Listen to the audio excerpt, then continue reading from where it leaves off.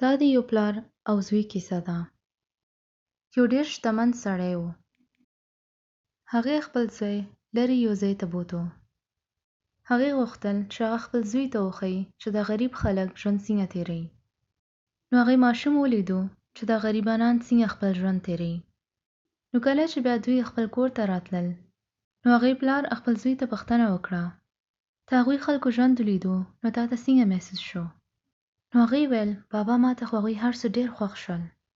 نو هغې سړي ویل: ښه، نو بیا تا څه زده کړل؟ نو هغې ماشوم دا وویل چې موږ سره کور کې یوه ساتلې پیشو ده. خو هغوی سره خو څومره ډېر ځناوران وو، او هغوی دا ټول په خپل کور کې ساتلي دي.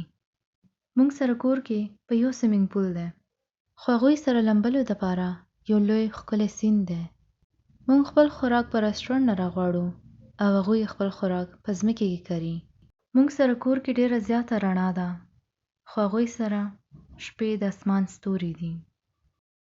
موږ خپل حفاظت دپاره د کور بهر یو دومره لوی دیوال ودرولی دی، خو هغوی یو بل سره وي او یو بل ته پام کوي. زموږ په لاسونو کې هر وخت فون نیولی وي، خو هغوی لاسونو کې د خپلوانو لاسونه وي. موږ دلته په پیسو او ګران شیانو سره ژوند تېروو، خو هغوی د هغه ځای کې اوسېږي کوم ځای کې الله هغوی زړونو ته قرار ورکړی دی. هغې سړي چې دا هر څه واورېدل، نو هغه ډېر حیرانه شو، او بیا هغه په دې پوه شو چې یو شتمن کس څه ته وایي. نو هغې ماشوم خپل پلار ته وویل: بابا، ستاسو ډېره مننه، نن تاسو ما ته وښو چې حقیقت کې یو شتمن کس څه ته وایي.